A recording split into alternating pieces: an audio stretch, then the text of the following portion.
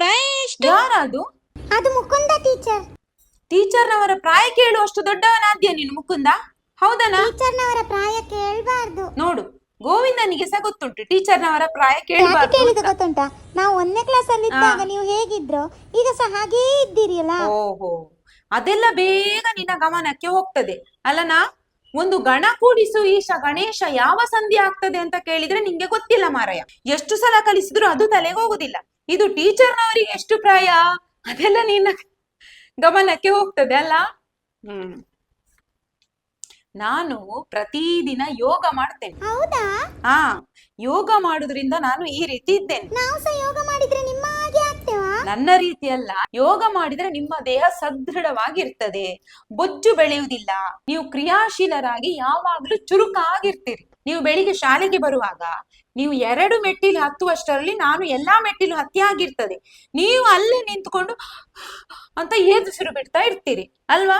ನಿಮ್ಮ ಪ್ರಾಯ ಎಷ್ಟು, ನನ್ನ ಪ್ರಾಯ ಎಷ್ಟು ಅಂತದ್ರಲ್ಲಿ ನಾನು ಹತ್ತುತ್ತೇನೆ ನಿಮ್ಗಿಂತ ಬೇಗ. ಅದಕ್ಕೆಲ್ಲ ನಾನು ನಿಮ್ಮ ಪ್ರಾಯ ಕೇಳಿದ್ದು. ಸುಮ್ಮನೆ ಕುತ್ಕೊಳ್ಳ.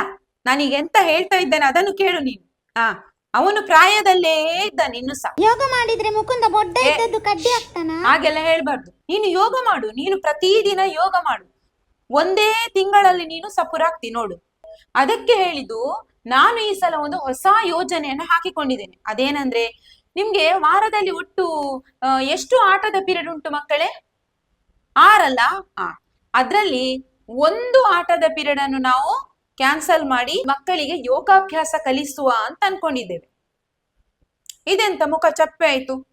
ಪ್ರತಿದಿನ ಆಡ್ತೀರಿ ಮಕ್ಕಳು, ಒಂದು ದಿನ ಯೋಗಾಭ್ಯಾಸ ಕಷ್ಟ ಆಗ್ತದಾ? ವ್ಯಾಯಾಮ ಯೋಗದಿಂದ ಸಹ ಸಿಗ್ತದೆ ನೋಡಿ. ಯೋಗದಿಂದ ವ್ಯಾಯಾಮ ಮಾತ್ರ, ದೇಹಕ್ಕೆ ವ್ಯಾಯಾಮ ಮಾತ್ರ ಅಲ್ಲ, ಮೆದುಳು ಕೂಡ ಚುರುಕಾಗ್ತದೆ. ನಿಮ್ಗೆ ನೋಡಿ, ಓದಿದ್ದು ತಲೆಗೆ ಹೋಗುದಿಲ್ಲ, ಲೆಕ್ಕ ಎಂತ ಹೇಳಿದ್ದಾರೆ ಅರ್ಥವೇ ಆಗುದಿಲ್ಲ, ಪರೀಕ್ಷೆ ಹತ್ತಿರ ಬಂದಾಗ ಭಯ ಆಗ್ತದೆ. ಇದೆಲ್ಲ ನಿವಾರಣೆ ಆಗ್ಬೇಕಾದ್ರೆ ಏನ್ ಮಾಡ್ಬೇಕು? ಯೋಗ ಮಾಡ್ಬೇಕು. ಹೌದು, ಯೋಗದಲ್ಲಿ ಪ್ರಾಣಾಯಾಮ ಧ್ಯಾನ ಎಲ್ಲ ಮಾಡ್ತಿರಲ್ವಾ, ಅದ್ರಿಂದ ಮಾನಸಿಕ ಒತ್ತಡ ಎಲ್ಲ ಕಡಿಮೆ ಆಗ್ತದೆ, ಮೆದುಳು ಚುರುಕಾಗ್ತದೆ, ಜೊತೆಗೆ ದೇಹ ಕೂಡ ಸದೃಢವಾಗಿರ್ತದೆ, ನೀವು ಕೂಡ ಚುರುಕಾಗ್ತೀರಿ. ಗೊತ್ತಾಯ್ತಾ? ಶಾಲೆಯಲ್ಲಿ ನೀವು ಕಲಿಯುವುದು ಮಾತ್ರ ಅಲ್ಲ, ಮನೆಗೋಗಿ ಅಪ್ಪನಿಗೆ, ಅಮ್ಮನಿಗೆ, ಅಜ್ಜನಿಗೆ, ಅಜ್ಜಿಗೆ ಎಲ್ಲರಿಗೆ ಕಲಿಸಿಬಿಡಿ. ಮನೆಯಲ್ಲಿ ಎಲ್ಲರೂ ಒಟ್ಟಿಗೆ ಸೇರಿ ಯೋಗ ಮಾಡಬಹುದು. ಆಮೇಲೆ ಎಷ್ಟು ವಯಸ್ಸಾದ್ರೆ ಸಹ ಯೋಗ ಮಾಡಬಹುದಾ? ಯೋಗಕ್ಕೆ ವಯಸ್ಸಿನ ಭೇದ ಇಲ್ಲ, ಯಾರು ಎಷ್ಟು ವಯಸ್ಸಾದವರು ಬೇಕಾದ್ರೂ ಯೋಗ ಮಾಡಬಹುದು. ಹಾಗಾದ್ರೆ ನಾಳೆಯಿಂದ ನಮ್ಮ ಶಾಲೆಯಲ್ಲಿ ಯೋಗಾಭ್ಯಾಸ ಕಲೀಲಿಕ್ಕೆ ಆರಂಭಿಸುವನಾ? ಅಂತಾರಾಷ್ಟ್ರೀಯ ಯೋಗ ದಿನವನ್ನು ನಾವು ಯಾವಾಗ ಆಚರಿಸ್ತೇವೆ? ಅದ್ರ ಒಳಗೆ ನಾವು ಸೂರ್ಯ ನಮಸ್ಕಾರ ಒಂದು ಕಲಿತು ಬಿಡ್ಬೇಕು. ಗೊತ್ತಾಯ್ತಾ? ನಾಳೆಯಿಂದಲೇ ಕಲೀಲಿಕ್ಕೆ ಆರಂಭಿಸುವ. ಜೂನ್ 21ರಂದು ನಾವು ಎಲ್ಲರೂ ಒಟ್ಟಿಗೆ ಸೇರಿ ನಮ್ಮ ಶಾಲಾ ಆವರಣದಲ್ಲಿ ಸೂರ್ಯ ನಮಸ್ಕಾರ ಮಾಡ್ಬೇಕು. ಮಾಡುವನಾ? ಆಮೇಲೆ ನೀವು ಸಹ ನನ್ನ ಹಾಗೆ ಚುರುಕಾಗ್ತೀರಿ, ಎಲ್ಲ ಮೆಟ್ಟಲು ಪಟ ಪಟ ಪಟ ಹತ್ತಿ ಬರ್ತೀರಿ. ಆಗ್ಬಹುದಾ?